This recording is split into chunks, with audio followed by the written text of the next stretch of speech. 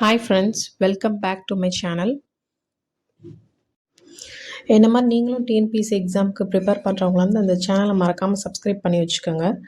So வந்துட்டு நான் போடக்கூடிய ஸ்டடீஸ் மெத்தட் வந்துட்டு உங்களுக்கு எக்ஸாமுக்கு கண்டிப்பாக ஹெல்ப்ஃபுல்லாக இருக்கும்.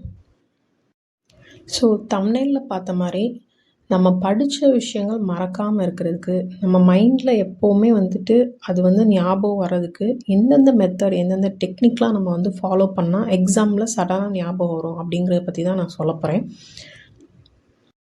ஃபஸ்ட்டு மெத்தட் பார்த்திங்கன்னா சங்கிங் மெத்தட். சங்கிங் மெத்தட் அப்படின்னா, இப்போ நம்ம வந்து ஒரு லென்த்தாக ஒரு விஷயம் படிப்போம். பெரிய இன்ஃபர்மேஷன் வந்துட்டு பார்த்திங்கன்னா நம்ம மைண்டில் வந்துட்டு உடனே வந்து ஸ்டோர் ஆகாது, டக்குன்னு மறந்துடும். இதே இது நம்ம வந்து ஒரு குரூப்பாக சின்ன சின்ன பார்ட்டாக பகுதியாக நம்ம பிரித்து வச்சு படித்தோம் அப்படின்னா நம்ம மைண்டுக்கு சடனாக உடனே ஞாபகம் வரும். இப்போ எக்ஸாம்பிளுக்கு சொல்கிறேன், புரிகிற மாதிரி சொல்கிறேன். எக்ஸாம்பிளுக்கு பார்த்திங்கன்னா சோஷியலில் வரக்கூடிய ஒரு டாபிக் இந்தியன் நேஷ்னல் மூமெண்ட். அதை எப்படி வந்து பிரித்து படிக்கலாம் அப்படிங்கிறத நான் உங்களுக்கு சொல்ல போகிறேன். ஃபஸ்ட்டு பார்த்திங்கன்னா இயர்லி ஃபேஸில் வரக்கூடிய first stage information, INC information வந்து ஃபஸ்ட்டு எப்படி ஃபார்ம் ஆச்சு. நெக்ஸ்ட்டு வந்து மாட்ரேட் லீடர்ஸ் அதில் யார் யார். அதுக்கப்புறம் தேர்ட் பாயிண்ட் வந்து கான்ஸ்டியூஷனல் மெத்தட்ஸ். இது வந்து நீங்கள் தமிழ்லேயும் இப்படி வந்து பிரித்து படிச்சுக்கலாம். ஈஸியாக இருக்கணுன்றதுக்கான நான் இங்கிலீஷில் வந்து டாபிக் எடுத்து சொல்லியிருக்கேன், மற்றபடி எதுவும் இல்லை. ஸோ நீங்கள் இப்படி ஸ்பிட் பண்ணி படிக்கையில் உங்களுக்கு இதில் வரக்கூடிய டீட்டெயில் இன்ஃபர்மேஷன் உங்களுக்கு கிளியராக தெரிஞ்சிருக்கணும். அது எப்போ ஃபார்ம் ஆச்சு, அந்த லீடர்ஸோட ரோல்லாம் என்னென்ன, இந்த மெத்தட்ஸ்லாம் என்ன அப்படின்னு படிக்கையில் இதை இந்த மாதிரி சப்டைட்டிலாக பார்ட்டாக நீங்கள் வந்து பிரித்து படிக்கையில் உங்களுக்கு ரொம்பவுமே உங்கள் மைண்டில் ரொம்ப மெமரியில் ஈஸியாக வந்து ஸ்டோர் ஆகும். ஸோ அதை நீங்கள் கன்ஃபியூஸ் ஆகாமல் படிக்கலாம். ஏன்னா உங்களுக்கு எக்ஸாம்பிளுக்கு புரியறதுக்காண்டி ஒரு டாபிக் எடுத்து சொல்லியிருக்கேன். இது எல்லா சப்ஜெக்ட்டுக்குமே வந்து இது வந்து பொருந்தும். நீங்கள் இப்படி இன்ஃபர்மேஷனை ஸ்ப்ளிட் பண்ணி படிக்கையில் உங்களுக்கு வந்து பார்த்திங்கன்னா மறக்கவே மறக்காது அந்த டாப்பிக்கு. எக்ஸாம்லேயும் பார்த்திங்கன்னா இன்ஸ்டண்ட்டாக டக்குன்னு உங்களுக்கு ஞாபகம் வந்துடும். ஸோ இப்படி பிரித்து பாருங்கள். செகண்ட் மெத்தட் பார்த்திங்கன்னா ஸ்டோரி மெத்தட். சின்ன வயசுலேருந்தே நம்ம எல்லாருமே ஸ்டோரி கேட்டு வளர்ந்துருப்போம். நமக்கு சின்ன வயசில் கேட்ட ஸ்டோரிஸ் இப்போ வரைக்கும் மறக்காமல் இருக்கும். ஏன் அப்படின்னு கேட்டிங்கன்னா நம்ம அந்த ஸ்டோரி படிக்கையில் நம்ம ஒரு உணர்ச்சியோடு படிக்கையில் நமக்கு அந்த பிரெயினில் வந்து பார்த்திங்கன்னா ஈஸியாகவே எல்லாமே ரெஜிஸ்டர் ஆயிரும். ஸோ நீங்கள் சப்ஜெக்டை அந்த மாதிரி ஒரு கதையோடு படித்து பாருங்கள், டெஃபினட்டாக உங்களுக்கு எப்போவுமே மறக்காது. ஸோ இந்த மெத்தடை கண்டிப்பாக எல்லாருமே ஃபாலோ பண்ணி பாருங்கள். நெக்ஸ்ட்டு தேர்ட் மெத்தட் வந்து ரெப்பிட்டேஷன் ரூல். அப்படின்னா என்ன அப்படின்னு பார்த்தீங்கன்னா, ஃபஸ்ட்டு நீங்கள் ஒரு டாப்பிக்கை வந்து படிக்கிறீங்க அப்படின்னா அது ஒரு 10 நிமிஷம் கழித்து சொல்லி பாருங்கள். 10 நிமிஷத்துலேயே நீங்கள் ரிப்பீட் பண்ணுறப்ப எல்லா பாயிண்ட்ஸையும் டக்கு டக்குன்னு சொல்லிடுவீங்க. அப்புறம் மறுபடியும் ஒரு 1 hour கழித்து சொல்லி பாருங்கள். ஒரு 10 பாயிண்ட் இருக்குன்னா 8 பாயிண்ட் ஞாபகம் இருக்கும், திரும்ப ஒரு 2 பாயிண்ட் மறந்த மாதிரி இருக்கும். திரும்ப அது என்ன அப்படிங்கிறத நீங்கள் ரீகால் பண்ணிடலாம் அந்த 1 hourல. நெக்ஸ்ட்டு 24 hours கழிச்சும் நீங்கள் அதை வந்து ரிப்பீட் பண்ணி பாருங்கள். அந்த ரிப்பீட்டேஷனில் நல்லா ஸ்ட்ராங்காக உங்கள் பிரெயினில் எப்போவுமே எரைஸ் ஆகாத அளவுக்கு இருக்கும். ஸோ இதுதான் வந்து ரெப்பிட்டேஷன் ரூல். எவ்வளோக்கு எவ்வளோ நம்ம ஒரு விஷயத்தை திரும்ப திரும்ப ரிப்பீட் பண்ணுறோமோ அது நமக்கு எப்போவுமே மறக்காது. ஸோ இந்த ரூல் வந்து ரொம்பவுமே ஒரு டிஎன்பிஎஸ்சி ஆஸ்பிரண்ட்ஸ்க்கு ஹெல்ப்ஃபுல்லான ஒரு ரூல்னு நான் சொல்லுவேன்.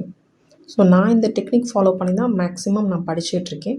திரும்ப திரும்ப நம்ம ரீகால் பண்ணுறப்ப நம்ம மைண்டில் தான் அது வந்து ஸ்டோர் ஆகிருக்கும். நம்ம வந்து தூசி தட்டி அதை எழுப்பணும். கண்டிப்பாக நம்ம மைண்டில் அது ரெஜிஸ்டர் ஆகி தான் இருக்கும் ஃப்ரெண்ட்ஸ்.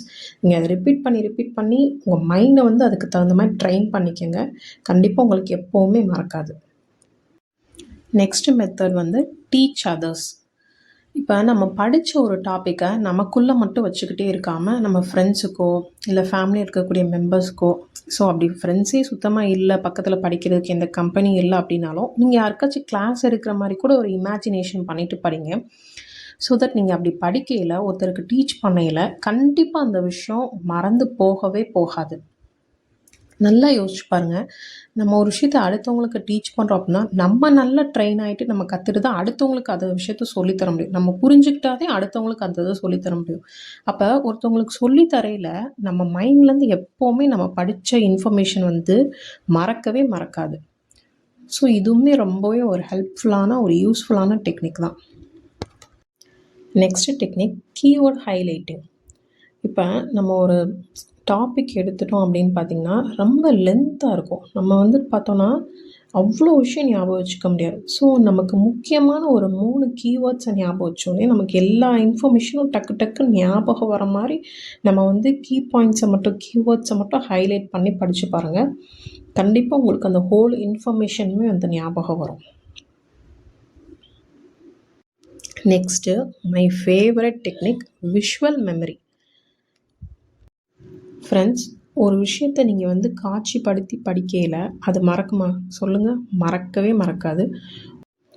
மெயினாக ஹிஸ்ட்ரி இதெல்லாம் படிக்கிறப்ப ஒரு உணர்ச்சிபூர்வமாக அதை விஸ்வலைஸ் பண்ணி பாருங்கள். நம்ம அந்த இடத்துல இருந்தால் அந்த காட்சியை எப்படி பார்ப்போமோ அந்த மாதிரி ஒரு படம் பார்க்குற மாதிரி அந்த விஷயத்த வந்து நீங்கள் விஸ்வலைஸ் பண்ணி பாருங்கள். இப்போ ஒரு மன்னர் இருந்தார், அவர் வந்து ஆட்சியை பிடிச்சாரு, கட்டடம் கட்டினார் அப்படின்னு பார்க்காம நம்ம அந்த காலத்தில் இருந்தால் அதில் ஒரு பர்சனாக இருந்தால் எப்படி இருப்போமோ அந்த மாதிரி அந்த இடத்துல நம்மளை கற்பனை பண்ணி விஸ்வலைஸ் பண்ணி பாருங்கள். டெஃபினட்டாக அந்த விஷயங்கள் மறக்காது.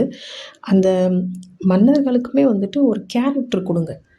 ஸோ தட் உங்களுக்கு எப்போவுமே வந்துட்டு எக்ஸாம் போகிற வரைக்கும் எத்தனை வருஷம் ஆனாலும் இந்த விஷயங்கள் வந்து மறக்கவே மறக்காது friends. Next technique mind map use பண்ணி படிக்கிறது. நம்ம ஸ்கூல் டைம்ஸ்லேருந்தே மைண்ட் மேப் வந்து யூஸ் பண்ணி வந்து படிச்சிருப்போம். ஒரு ஹோல் விஷயத்த வந்து வரைஞ்சி அதுக்குள்ளே ஒரு மொத்த இன்ஃபர்மேஷன் இருக்க மாதிரி நம்ம வந்து காமிக்கிறது. அப்படி படிக்கல பார்த்திங்கன்னா உங்கள் டைமும் ரொம்பவும் சேவ் ஆகும். நிறைய இன்ஃபர்மேஷன் நம்மளால் கேதர் பண்ண முடியும். ஸோ இந்த டெக்னிக்குமே யூஸ் பண்ணி படித்து பாருங்கள். ரொம்ப ஹெல்ப்ஃபுல்லான ஒரு டெக்னிக். ஸ்கூல் டைம்லேருந்து நம்ம ஃபாலோ பண்ணக்கூடிய ஒரு டெக்னிக். ஒரு சிலருக்கு இந்த டெக்னிக் பற்றி தெரியலை அப்படின்னா என்கிட்ட கமெண்ட்டில் சொல்லுங்கள். நான் எப்படி டீட்டெயில் வீடியோ போடுறது, எப்படியெல்லாம் மைண்ட் மேப் வந்து க்ரியேட் பண்ணி நம்ம படிக்கலாம் அப்படிங்கிற இன்ஃபர்மேஷனும் நான் சொல்கிறேன். நான் மைண்ட் மேப்பில் மேக்ஸிமம் வந்து ஃப்ளோ சார்ட் டெக்னிக் யூஸ் பண்ணி தான் நான் வந்து மைண்ட் மேப் வந்து போட்டு படிப்பேன். ஸோ உங்களுக்கு கன்வீனியன்ட்டான மெத்தடை நீங்களுமே ஃபாலோ பண்ணி படிங்க. Next method 5 minute technique. 5 minute technique அப்படின்னா, இப்போ ஒரு காம்ப்ளிகேட்டான ஒரு இன்ஃபர்மேஷன் இருக்குது, விஷயம் இருக்குது. அதை நீங்கள் ஒரு சின்ன வயசு குழந்தைக்கு, ஒரு 5 வயசு குழந்தைக்கு எப்படி சொல்லி புரிய வைப்பீங்களோ அந்த மாதிரி அந்த இன்ஃபர்மேஷனை ஸ்ப்ளிட் பண்ணி அந்த மாதிரி எக்ஸ்பிளைன் பண்ணி படிங்க.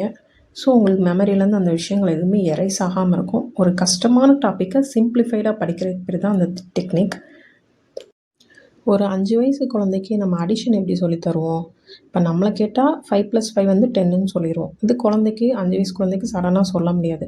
5 மனசில் வச்சுக்க, மைண்டில் வச்சுக்க, 5 ஃபிங்கர் விடு, இப்படி மடக்கு, ஸோ இப்படி சொன்னீங்கன்னா 10 வரும்னு நம்ம சொல்லி தருவோம். அதே மாதிரி நம்மளோட சப்ஜெக்டை வந்துட்டு ரொம்ப ஒரு கஷ்டமான ஒரு டாபிக் வந்து சிம்பிளிஃபைடாக ரொம்ப ஈஸியாக நீங்கள் ஹைலைட் பண்ணி ஒரு சப்பையான ஒரு விஷயமா படிக்கையில் அது எப்போவுமே உங்கள் மெமரியை விட்டு போகவே போகாது ஃப்ரெண்ட்ஸ். நெக்ஸ்ட்டு மெத்தட் வந்து ஃபோக்கஸ் ரூல்.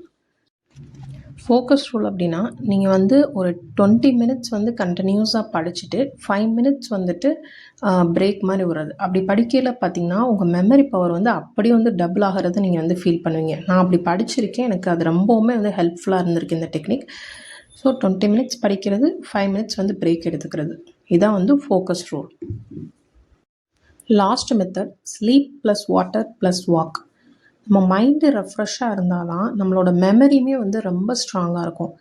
ஸோ 7 ஹார்ஸ் நீங்கள் கண்டிப்பாக வந்து ஸ்லீப் பண்ணணும், கண்டிப்பாக தூங்கணும். நெக்ஸ்ட்டு 2 to 2.5 லிட்டர்ஸ் வந்து தண்ணி குடிங்க. ஹைட்ரேட்டடாக இருக்கையில் பார்த்திங்கன்னா நம்ம மைண்டுமே வந்து ரொம்ப ரெஃப்ரெஷிங்காக இருக்கும். லாஸ்ட் வந்து ஒரு 10 மினிட்ஸ் வந்து நீங்கள் வாக் பண்ணுங்கள்.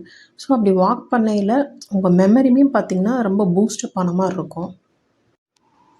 ஒரு ஸ்டடி டேபிள் முடிச்சதுக்கப்புறம் ஒரு 10 மினிட்ஸ் வந்து வாக் பண்ணுங்கள். ஒரு 2 ஹார்ஸ் கிட்ட படிச்சிருக்கீங்க அப்படின்னா ஒரு 10 மினிட்ஸ் வந்து வாக் பண்ணுங்கள். இந்த 10 டெக்னிக்கில் நீங்கள் எதை ஃபாலோ பண்ணாலும் உங்கள் ஸ்டடீஸ்க்கு ரொம்பவுமே ஹெல்ப்ஃபுல்லாக இருக்கும் ஃப்ரெண்ட்ஸ். ஸோ இந்த மாதிரி வீடியோஸ் பார்க்கணுன்னா என்னோடய சேனலை வந்து மறக்காமல் வந்து சப்ஸ்கிரைப் பண்ணி வச்சுக்கோங்க. ஸோ தட் நான் போடக்கூடிய வீடியோ வந்து உங்களுக்கு நோட்டிஃபிகேஷனாக வந்து வரும்.